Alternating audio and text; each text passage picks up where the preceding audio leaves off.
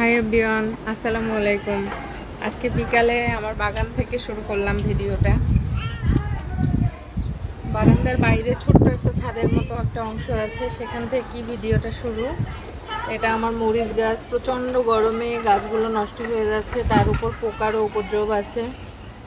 যাই হোক, আজকে কিছু মরিচ কালেক্ট করব এখান থেকে, আরও কিছু কিছু শাকসবজি, সব কিছু মিলিয়েই নেওয়ার চেষ্টা করব। দেখি আজকে কি কি কালেক্ট করতে পারি বাগান থেকে।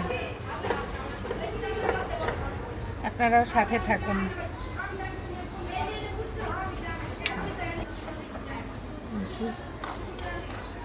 কয়টা মরিচ পাওয়া যায় দেখি।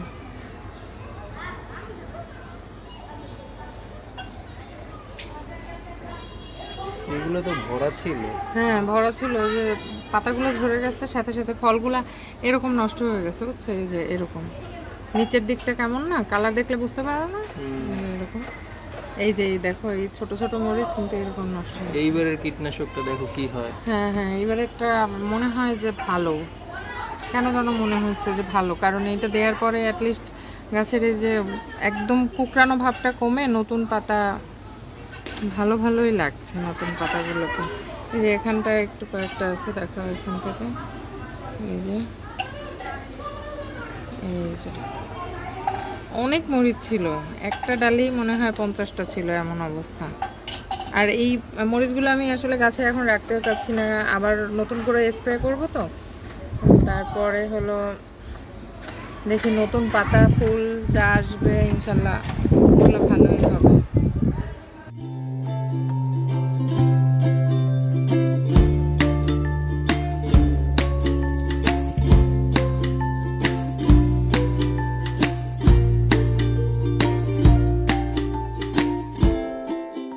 এই গাছটা তো অনেক বড় ছিল, আমি তো কেটে দেখো কাটা, এই যে এরকম অনেক জায়গায় কাটা, এই যে এই কাটা। গাছ নষ্ট হওয়ার কারণে আমি কেটে কেটে ছোট করে রাখছি, অনেক রাখছি, ওই পাশ থেকেও ডাল কাটা। মরিচ গাছের এই পাতা কুকড়ানো এই প্রবলেম থেকে মুক্তির যদি কোনো উপায় আপনাদের জানা থাকে আমাকে কমেন্ট করে একটু জানাবেন প্লিজ। কি আমার একটা গাছ থেকেই এই মরিচ এই কটা পেলাম, যাই হোক আলহামদুলিল্লাহ, এতেই আমি অনেক খুশি। আর এই আমার বাকি এই মরিচ গাছটাকে একটু দেখো। এই তোমার টমেটো তো আরো আছে। হ্যাঁ, টমেটো পেকে গেছে, এখন টমেটো ছিঁড়বো। কয়টা পাকছে সেটা আমি বুঝতে পারছি না, এখান থেকে বোঝা যাচ্ছে না। না না, দেখা যায় না। আমাদের এই যে নিচের রেলিংটা, আমি বাইরে যাই, নিচের এই রেলিংটা দেখো, এইখান থেকে মানে এই রুমের ভিতর থেকে দেখতে খুব সুন্দর লাগে। আমি তো এখন পর্যন্ত দেখলাম, আমি তো মনে করছি আগেরবার যে পারলাম হ্যাঁ, এরপরে আর পাকে নাই।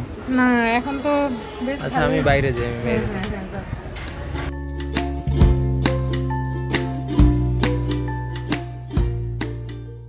আজকে আমাদেরকে টমেটো পাড়ায় হেল্প করবে আমার ছেলে, মানে ঝুড়ি ধরে আছে ছেলে।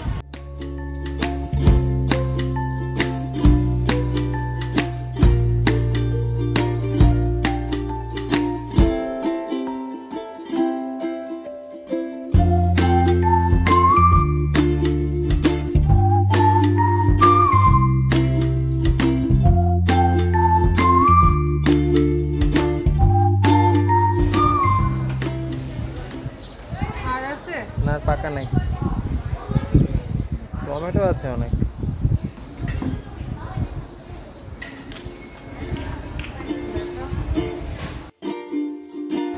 ছেলে আমার খুব খুশি। এর আগের দিন তার বোন টমেটো পাড়ায় হেল্প করছে আমাকে ঝুড়ি ধরে, এই জন্য সে আবার খুব কষ্ট পেয়েছিল। আজকে তুমি খুশি? এখানে এই যে দুটা ঢেঁড়স আছে, কিন্তু ঢেঁড়স দুটো এখন আর খাওয়ার মতো অবস্থায় নাই। এই দুইটা খাওয়ার মতো যখন অবস্থায় ছিল তখনই স্প্রে করা হয়েছে, যার জন্য তখন আর খাওয়া হয়নি, এখন একদম শক্ত হয়ে গেছে, আর খাওয়া যাবে না।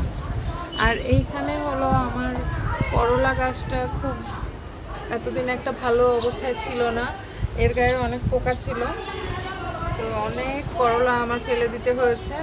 এখন এবার দেখি কি অবস্থা হয়, এতটুকু পর্যন্তই আমি নিতে পারি নাই, তো এবার দেখা যাক।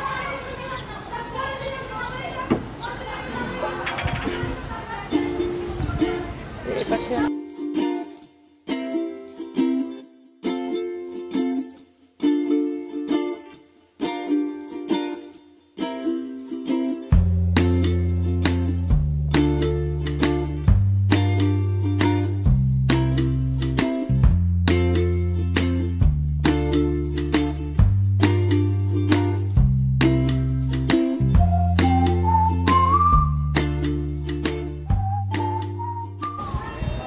এই বারান্দার ফসল এই পর্যন্তই আপাতত শেষ। এখন আমরা ওই বারান্দায় গিয়ে একটু শাক নেব। ও আচ্ছা, এইখানে আরেকটা ব্যাপার আছে, জানি না এটা কাজ হবে কিনা। এইগুলো আমি আসলে গরমের জন্য অনেকদিন আমার ওইভাবে বারান্দায় সময় নিয়ে আসা হয়নি, যার কারণে আমি এগুলো দেখতেই পাই নাই। গাছের চেহারাও খারাপ, দেখো আমার এই গাছ কিন্তু নাই বললেই চলে।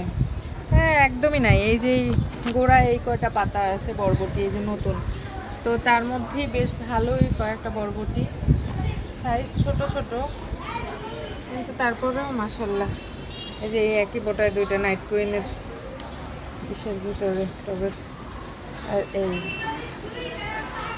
আর আছে কিনা আমি জানি না, দেখতে পাচ্ছি না। এই আছে এই বরবটি। চলো এখন আমরা ওই বারান্দায় যাই। এই বারান্দায় এই মরিচ গাছটা অনেক ঝোপালো ছিল, অনেক সুন্দর ছিল, কিন্তু এটার অবস্থাও খুব খারাপ হয়ে গেছে। এই যে মরিচ এখনো আছে, এই যে এই একটা, এই বেশ ভালোই, মানে রুগ্ন গাছ, কিন্তু তারপরেও ফল দিতে একদমই কার্পণ্য করে না।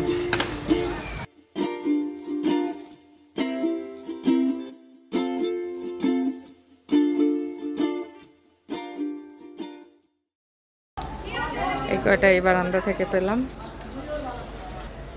এই যে করলা, এইগুলো মনে হয় ছোট, তাই না? নেওয়া কি ঠিক হবে?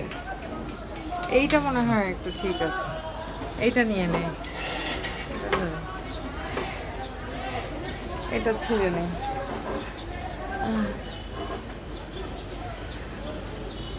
ব্যাস,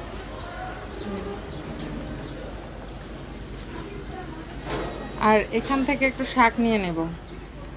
এই বারান্দার বাইরে কিছু শাক আছে, এই যে ডাটা শাক, ডাটা না, এগুলোর কি নাম,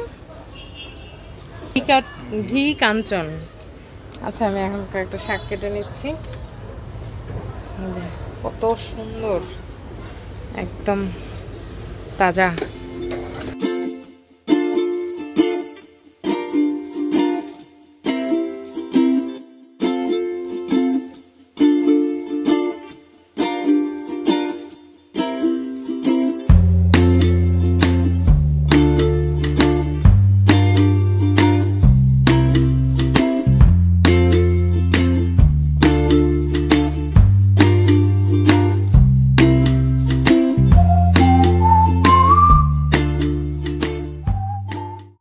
যে আমার বাগানের শাকসবজি নিয়ে এখানেই বসে পড়লাম।